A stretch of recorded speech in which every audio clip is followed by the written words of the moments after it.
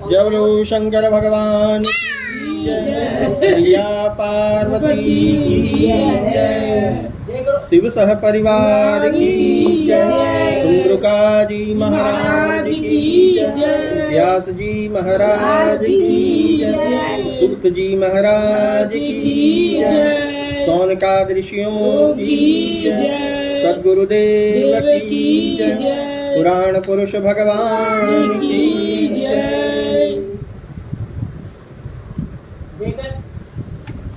सबसे पहले तो जय का भैया। कल जो है हम लोग अंधकेश्वर लिंग की महिमा की कथा को सुने और बटुक की उत्पत्ति की कथा जो है हम लोग सुने। आज जो है शिव महापुराण में सोमनाथ ज्योतिर्लिंग की उत्पत्ति का कथा हम लोग सुनेंगे।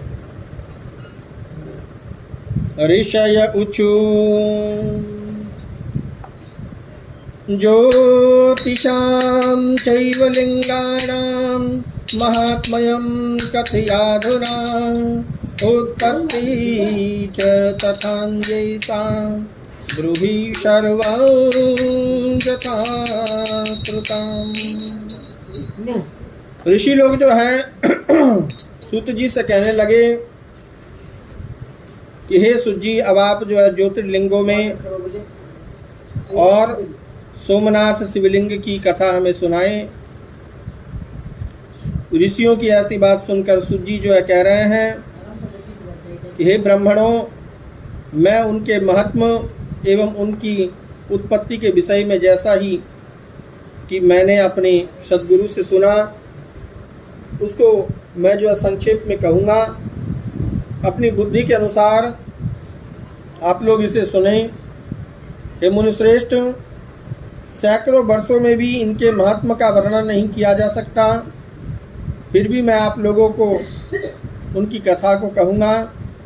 उनमें जो है और 12 ज्योतिर्लिंग में सोमनाथ जो है प्रथम कहे गए हैं। हे मुनि, सबसे पहले उन्हीं के महात्मा के बारे में आप लोगों से कहूँगा। हे मुनीश्वरों, महात्मा दक्ष ने अपनी अश्विनी आदि 27 कन्याओं का विवाह जो है और चंद्रमा से किया। वे चंद्रमा को अपने पति रूप में प्राप्त कर और अत्यधिक शोभित हुई और चंद्रमा भी उन्हें प्राप्त कर और निरंतर जो है शोभित हो गए। जैसा कि सुवर्ण से मणि सुशोभित होती है और मणि से ही जो है सुवर्ण भी जो है सुशोभित होता है। तो जोड़ी जो है, जब किसी का विवाह होता है तो लड़का लड़की जब दोनों को एक तरफ खड़ा कर दिया जाए तो दोनों को एक साथ में देखने में जो अच्छा लगता है उसकी अच्छा लगने की बात जो है और लोग करते हैं। तो इसी तरह से ये ऋषि लोग जो हैं और दक्ष की कन्या और चंद्रमा के जोड़ी के बारे में जो है सुवर्ण और मणि से जो है और तुलना की है। इसी तरह इसके बाद अनंतर काल क्रम में उनके साथ जो हुआ उसको सुने। चंद्रमा की सभी पत्नियां जो रोहिणी नाम वाली कही गई, वह उन्हें जितना अधिक प्रिय थी उतना अन्य कोई भी जो है और उसे प्रिय नहीं था। तब अन्य कन्याएं दुखी होकर अपने पिता की शरण में चली गई। ये 27 कन्याओं में एक रोहिणी जो है और उसे चंद्रमा जो है बहुत प्यार करते थे और जो दक्ष की कन्याएं थी उनसे उतना प्रेम जो है नहीं था। तो ये दुखी होकर अपने पिता की शरण में चली गई। अब लड़कियों का 2 ही घर होता है, एक ससुर का और दूसरा जो है पिता का। तो ससुर गृह में यदि कोई दिक्कत होती है तो लड़कियां अपने माता पिता को कहती हैं और माता पिता के यहाँ कोई दिक्कत अगर हो तो वो लड़कियां जो है और ससुर गृह में रह जाती हैं। तो ये सब भी उस समय में भी था। तब वहाँ जाकर सबने जो दुख कहा, तो हे ब्राह्मणों, ऐसा सुनकर दक्ष प्रजापति जो है बड़े दुखित हुए। इसके बाद चंद्रमा के पास आकर उन्होंने शांति पूर्वक जो है उसे समझाया। कहा कि हे चंद्रमा, आप उत्तम कुल में उत्पन्न हुए हैं और सभी आश्रितों के प्रति हैं, तो समान व्यवहार करना ही जो है आपके लिए उचित है। आप जो है और सबके प्रति जो एक ही भाव रखें, अलग अलग भाव न रखें। आपका विषम व्यवहार क्यों? अब तक आपने जो कुछ भी किया सो किया, किंतु पुनः ऐसा दोबारा न करें। विषम व्यवहार मनुष्यों को जो है सदैव नरक देने वाला कहा गया है। दक्ष अपने दामाद चंद्रमा से इस प्रकार कहे और प्रार्थना कर कर कहे और निश्चिंत होकर अपने घर को चले गए कि मैं तो प्रार्थना किया हूँ, अब इस बात को वो मानेंगे ही, ऐसा सोचकर और दक्ष प्रजापति अपने घर को चले गए। चंद्रमा ने दक्ष की बात जो है नहीं मानी, क्योंकि वे शिव माया के प्रभावित से विमोहित हो गए थे, जिससे यह जगत जो है और मोहित होता है। जब जिसका शुभ होना है तब उसका शुभ अवश्य होता है, और जब जिसका अशुभ होना है तब उसका अवश्य अशुभ भी होता है। और ये जो है चंद्रमा भी और बलवान होनहार के कारण उनकी बात जो है नहीं मानी, ऐसा जो है और विशेष उनके भाग्य में लिखा था। वे रोहिणी में आसक्त रहते थे तथा अन्य किसी पत्नी का मान जो है नहीं करते थे। तब दक्ष जो है बहुत दुखी हुए और सुनीति में निपुण वे पुनः जो है स्वयं आकर और चंद्रमा से नीति पूर्वक जो है अब कहने लगे, ये चंद्र, आप जो सुने, मैंने आपसे अनेक प्रकार से प्रार्थना की थी इसके पहले, किंतु आपने मेरी बात को नहीं माना। अब जो है मैं आपको श्राप दे देता हूँ कि आप जो है और क्षय रोग से ग्रस्त हो जाएं, आपको जो है टीबी का रोग हो जाए, क्षय रोग। इस प्रकार जो है कहने पर चंद्रमा जो उसी क्षण क्षय रोगी हो गए और उनके क्षीण होते ही महान हाहाकार मच गया। हे मुने, उस समय सब देवता एवं ऋषि जो है और कहने लगे कि अब जो है और क्या करना चाहिए और चंद्रमा का कल्याण किस तरह से होगा। ऐसा कहते हुए दुखित तथा व्याकुल हो गए और चंद्रमा ने इंद्र आदि सभी देवताओं तथा वशिष्ठ आदि ऋषियों से ये सारी बात बताई। फिर ब्रह्मा जी के शरण में गए।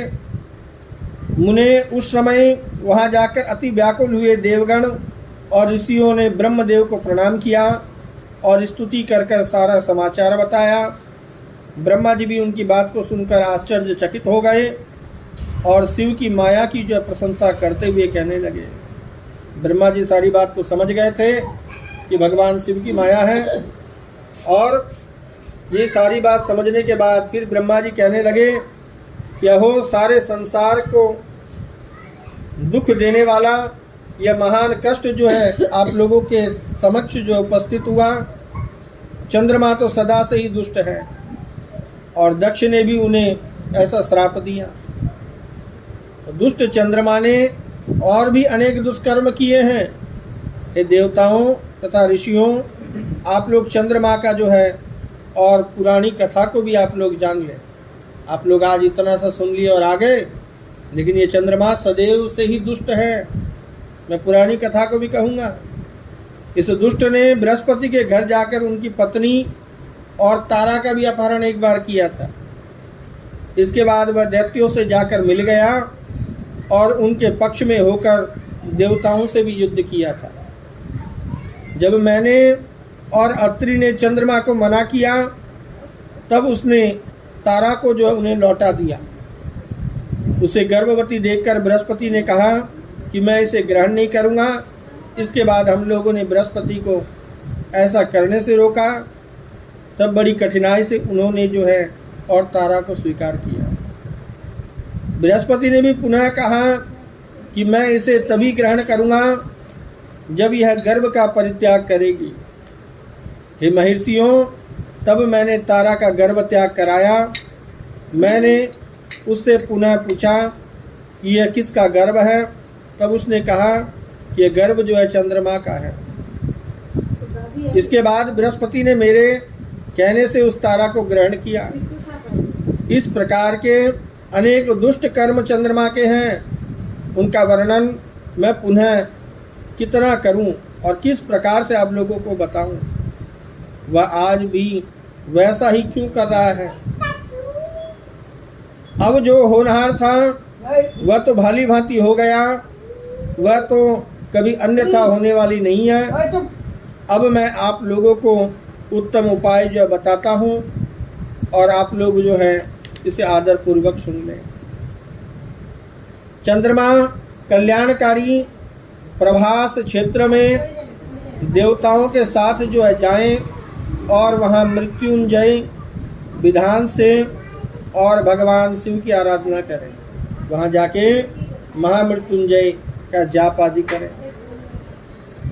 शिवलिंग को सामने स्थापित कर चंद्रमा प्रतिदिन तपस्या करें, तब प्रसन्न हुए शिव उसे क्षय रोग से जो रहित कर देंगे। तो बात यही है कि भगवान शंकर को जो है और प्रसन्न करना है तो उसके लिए महामृत्युंजय का जाप करना पड़ेगा।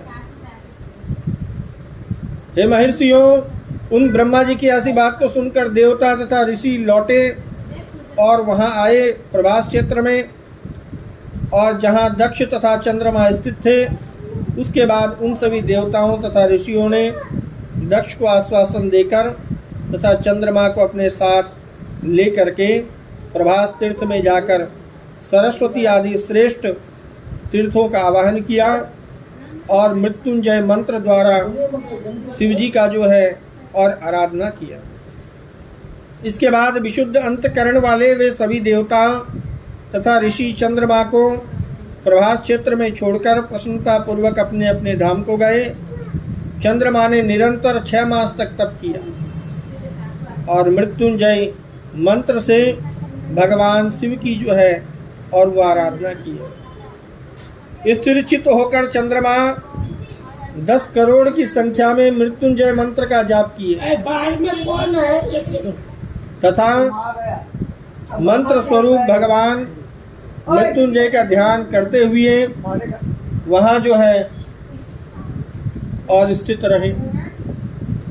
तब उन्हें देखकर भक्त वत्सल भगवान शिव जो है प्रसन्न हुए और प्रसन्न होकर प्रकट हो गए और अपने भक्त चंद्रमा से कहने लगे, हे चंद्र, तुम्हारा कल्याण हो, तुम्हारे मन में जो भी कामना हो तुम मेरे को बताओ और वर मांगो। मैं तुमसे प्रसन्न हूँ और तुम्हें उत्तम वर भी जो है प्रदान करूँगा। चंद्रमा बोले कि हे भगवान, यदि आप मेरे पर प्रसन्न हो तो मेरा जो है और आप जो है उद्धार भी कर सकते हो। संसार का आप जो है उद्धार करने वाले हो, तो आज जो है मेरा भी उद्धार करो। मेरे शरीर में जो है क्षय रोग उत्पन्न हो गया और इसको जो है और आप दूर कर दो। आप मेरा अपराध भी क्षमा करो और निरंतर मेरा कल्याण करो। इस तरह कहने पर भगवान शिव जो है कहने लगे कि हे चंद्र, एक पक्ष में तुम्हारी एक एक कला जो है प्रतिदिन छीन होगी और पुनः जो है दूसरे पक्ष में एक एक कला जो है और रोज बढ़ेगी। हे द्विज, चंद्रमा को ऐसा वरदान प्राप्त कर लेने पर हर्ष से परिपूर्ण चित्त वाले सभी देवता और ऋषि वहाँ जो है शीघ्र ही आ गए। वहाँ आकर उन सभी ने चंद्रमा को आशीर्वाद दिया और शिवजी को प्रणाम करके हाथ जोड़ के देवता लोग कहने लगे, ये महादेव, आपको जो है हम नमन करते हैं। हे शंभो, हे स्वामिन, पार्वती सहित आप जो है भगवान यहीं पर स्थिर हो जाए और ये हम लोगों की भी कामना है। तो पूर्व में निराकार भगवान शिव चंद्रमा के द्वारा उत्तम भक्ति से स्तुति किए जाने पर भगवान जो उस समय साकार हुए। देवताओं पर प्रसन्न होकर वे शंकर उस क्षेत्र के महात्म वर्धन के लिए तथा चंद्रमा के यश के विस्तार के लिए वहाँ उन्हीं के नाम पर और तीनों लोक में सोमेश्वर नाम से जो है और विख्यात हो गए। हे द्विजों, वे पूजन करने से क्षय, कुष्ठ आदि रोग से जो है और उनका विनाश हो गया। ये चंद्रमा जो है धन्य है, ये जो है कृत हो गए, जिनके नाम से स्वयं जगन्नाथ शंकर जी जो है और धरातल को पवित्र करते हुए यहाँ स्थित हुए। वहीं पर देवताओं ने चंद्रमा के नाम से चंद्रकुंड की वहाँ स्थापना की, जहाँ शिव तथा ब्रह्मा का और समिश्रित निवास जो है माना जाता है। पृथ्वी पर प्रसिद्ध वह चंद्रकुंड समस्त पापों को नाश करने वाला, जो मनुष्य वहाँ स्नान करता है वह सब पापों से मुक्त हो जाता है।